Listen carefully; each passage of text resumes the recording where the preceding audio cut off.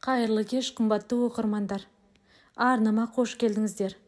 Өмірде болған шынайы оқиғаларды тыңдағыңыз келсе, арнама тіркеліп, әңгімені соңына дейін тыңдай отырыңыздар. Қызымның ғұмыры. Қалай бастарымды да білмей отырмын. Бұл жағдайдың өткеніне 15 жылдан асты. Бірақ әлі де маған қиын. Жаным біртүрлі, сол кездегідей әлі де қобалжулы. Қазір жасым 72-де. Аллаға шүкір, 3 ұлым, 3 қызым бар. Немерелерім мен келіндерім, күйеу балаларым да бар. 3 ұлымды қатар үйлендіріп болған соң, алғашқы қызым тұрмысқа шықты. Шүкір, жақсы жерге барып, сіңісіп кетті. Күйеуім ерте қайтыс болды. Ауырып, сұм арақтың кесірінен ажал құшты. Мені 5 баламен тастап кете барды. Амал жоқ, ажал. Тәңірдің ісіне қарсы тұра алмаймыз. Үйде жасы 80-ге таяған енем мен кіші қызым үшеуміз ғанамыз. 3 баламды үйлендіріп, әрқайсысының еншісін беріп жібергенмін. Немерелерімді сағынғанда 1-2 күнге әкеліп тұрады. Үлкен қызым алысқа емес, осы тұрып жатқан ауылымызға тұрмысқа шықты. Жақын жер болса да, сағындырып біраз күннен соң бірақ келетін. Орталықта тұратын болған соң, көп жиын өтетін. Сондай бір күндердің бірі. Ауылға Талдықорған қаласының белгісіз бір ауылды жерінің әкімі қонаққа келе жатыр деп естідік. Кіші қызым мектепте оқитын. Іс-шараларға қатысып, ерекше көзге түсіп жүрген қызымды сол жиында шағын концерт өткіземіз. Мұқағалидың ерекше бір өлеңін оқып бер деп, мұғалімдері қолқа салыпты. 16 жасар қызым биыл мектеп бітіретін болғандықтан, мұғалімдерім көп ұсыныс айта бермейді. Бір жағы өзімнің сүйікті ісім шығармашылық. Сондықтан қарсылық танытпаймын деп, өнерін көрсетуге дайындалып жүрді. Ол күнде таяды. Қызым формасын киіп, концерт өтетін ашық алаңға қарай кетті. Үйдегі енеме ас ауқатын беріп, мен де қызымның жанында болайын деп, киініп шықтым. Әкім келіп жан-жақ ментке толы. Жанында әйелі бар ғой деймін. Ерекше киім үлгісімен көзге түсті. Алдарына кішкене үстелге салаттар мен пісірмелер салып қойған. Сулары да алдарында. Олардың артында мен және менен басқа қалың халық тізіліп тұрмыз. Қызымның өнерін тамашалайын деп, аяғым ауырса да, 1,5 сағат тапжылмай тұрдым.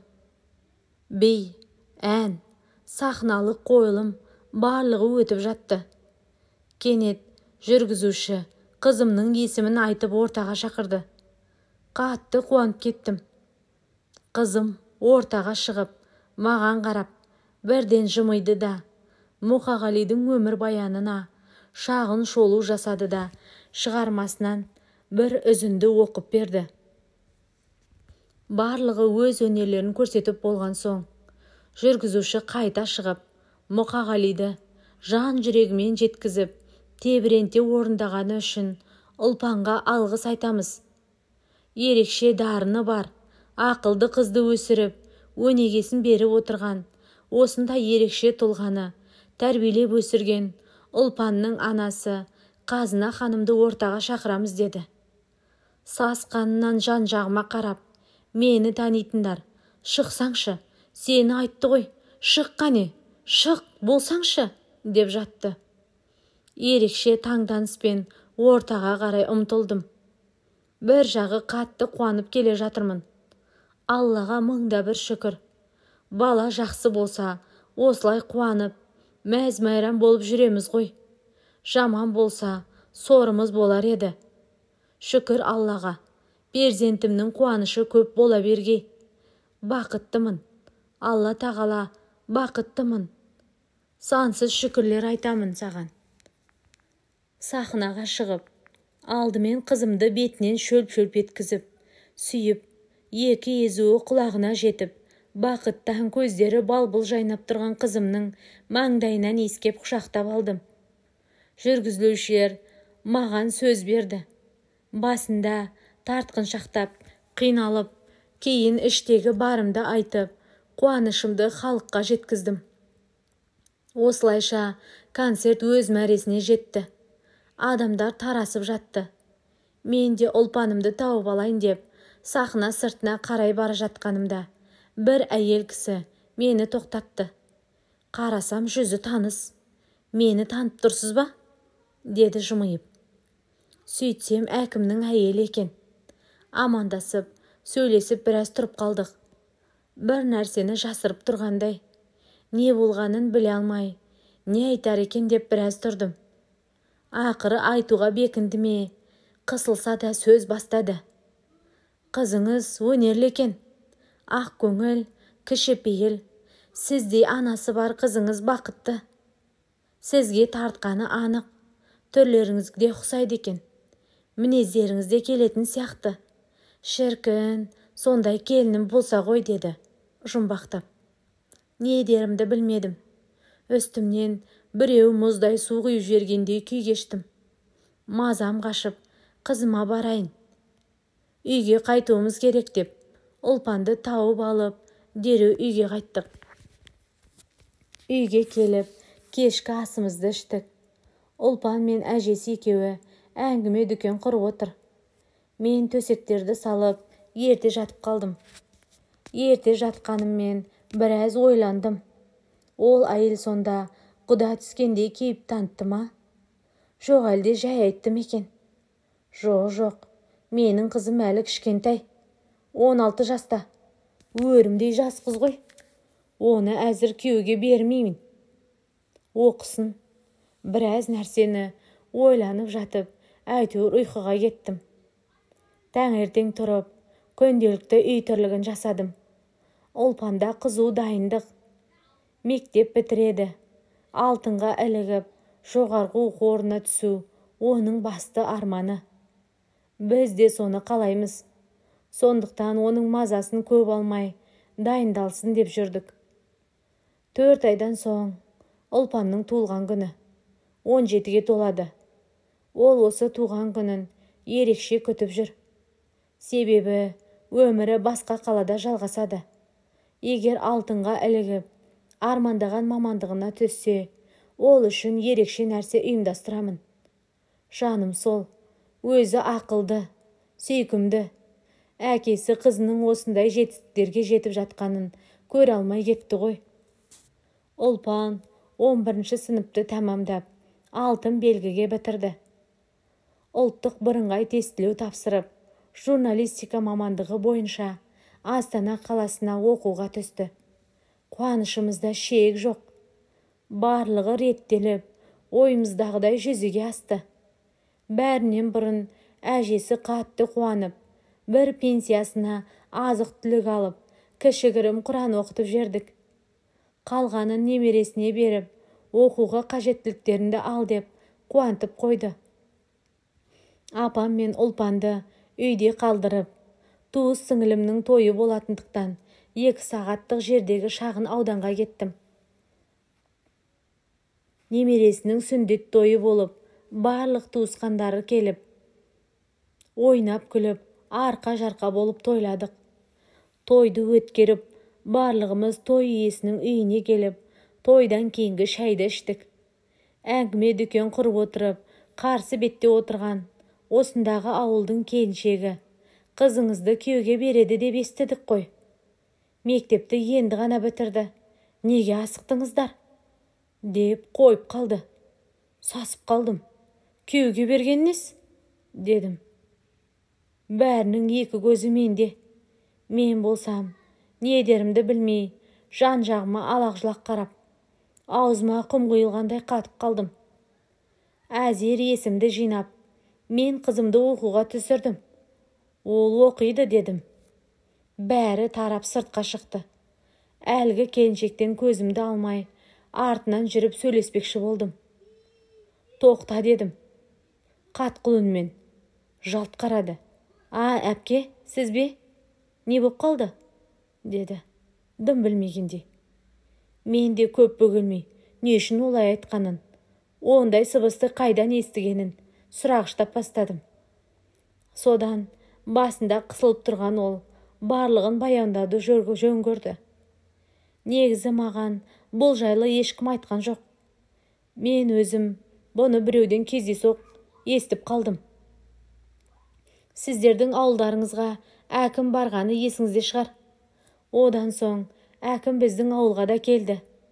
Бірақ не шаруамен жүргенін білмедім. Содан алаңсыз көшеге шығып, магазинге қарай жол тартқам. Үйге керекті заттарды ала бастағанда сатушы мен бір келіншек әңгімелесіп тұрды. Олардың айтуы бойынша Шұбар ауылына әкім барыпты. Сол жердегі концерттен бір қызды байқап, ұлына әпермекші болып жатыр екен. Қыздың анасымен сөйлесіп, тойды да белгілеп қойыпты, деді. Сіңіліңізден ол туралы естіген мен, сізді көріп тұра, әкімге қызын берейін деп жатқаныңызды неге айтпады деп, өзім сөз бастап айтып едім, деді.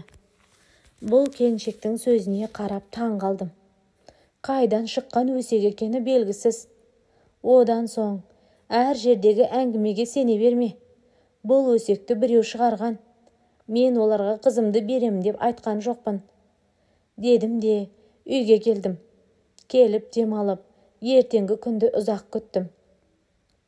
Бірден жолға шығып, қызымның қасына үйге келдім. Ұлпанды оқуға жібергім келмеді. Бірақ амал жоқ. Қызымның арманы биік, асқақ. Оны аяқтан шала алмаймын. Ұлпанның оқуына кетуіне 2 күн қалды. Қанша жібергім келмесе де, амал нешік. Қызым киім-кешегін реттеп дайындалып жүр. Апам да менің мазасызданып жүргенімді көріп, жанына шақырып алды. Неге жүйкемнің сыр беріп, Ұлпанды айналшықтап жүргенімді сұрады. Ал мен апама барлық мән-жайды айтып, қызым үшін қорқып жүргенімді айттым. Сонда апам, балам-ау, білдей бір ауылдың әкімі. Егер келін керек болса, келін келіп қолын сұрайды. Сенің не үшін алаңдап жатқаныңды түсініп тұрмын. Қызды алып қашады деп қорықпа. Оның да миы бар шығар. Заңды біледі, деді. Апамның бұл сөзіне көңілім шайланғандай болып қалды. Ұлпанды пойызға шығарып салдық.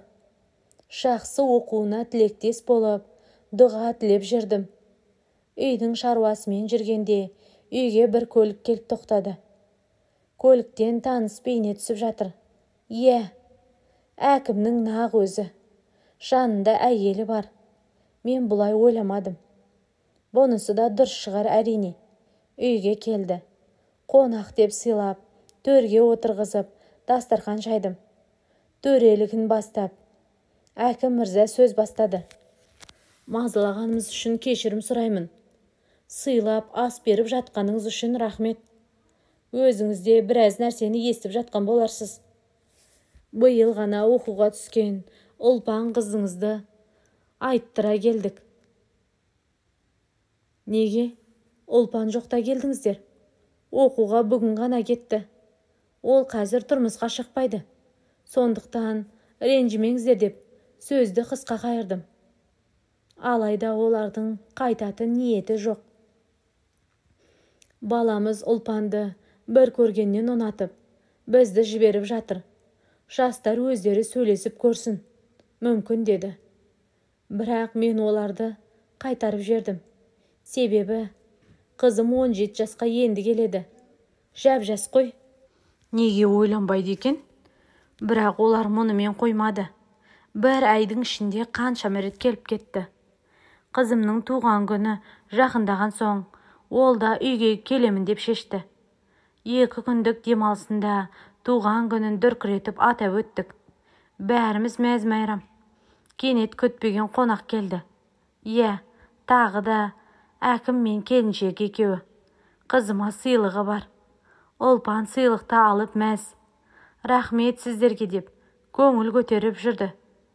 Ол кісілермен бөлек бөлмеде сөйлесіп, дәл бүгін келуге болмайтын еді. Қызымның көңіл күйі бұзылатын болды. Неге айтқандарыңыздан қайтпайсыздар дедім. Баланың анасы болса, біз Ұлпанды жылатпаймыз. Өз қызымыздай көреміз. Баламызбен бақытты ғұмыр кешеді. Өтінемін, сөйлесіңізші қызыңызбен. Дей бергенде Ұлпан кіріп келді. Мен 17-ге енді толдым. Қайдағы тұрмысқа шығу? Деп жанжал шығарып, туған күн кешінің астан кестені шықты. Ертесіне Ұлпанмен сөйлеспек болдым. Бұл әрекетінің дұрыс болмағанын айтып, түсіндіруге тырыстым. Бірақ айтқанымды тыңдамады. Оқуға да бармады. Бөлмесінде қамалып алып отырды. Бұл жағдайына қатты күйіндім. Есігін қағып, мүмкін ойланарсың. Ол жерде барлық жағдайың жасалады. Не дегенмен бақуатты ғой. Тарықпайсың деп есігінің түбінен біраз әңгімелер айттым. Одан енем, не ағыласың? Жалғыз қалсын, деп шақырып алды. Өзіміз әуре сарсаңға түсіп жатқанда, әкім мен әйелі тағы да үйге кіріп келді. Біраз сөйлесіп отырдық. Олар да қайтпады. Өзім бөлмеден шығара алмай отырғанда, сендерге қалай беремін деп, мен де ашуландым. Сол сәтте Ұлпан бөлмесінен шықты.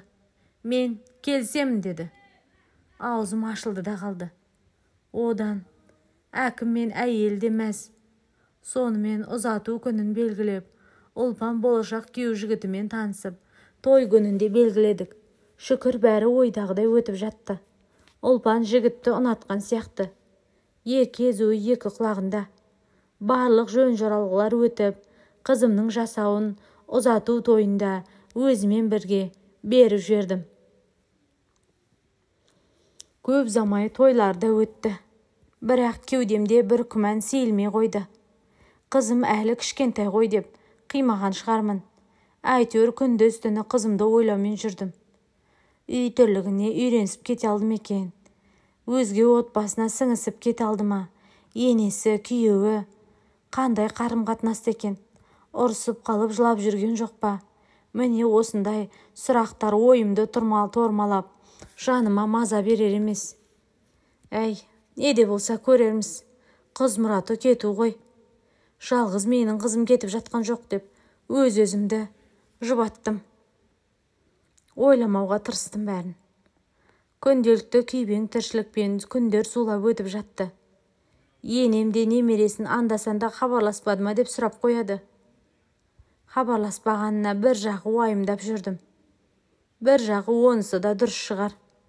Көп өтпей Ұлпаным хабарласты. Хабарласқан сайын енем үйтті, енем бүйтті деп ағынан жарылып жылап жүрді. Қой қызым, үйренісіп кетесің. Ондай болады.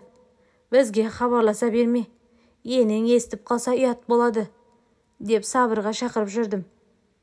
Бірақ қызымның хабарласуы жиілей түсті. Түсінуімше енесі көп жұмсайды. Бірақ кейде баласының жанына жатқызбайды екен.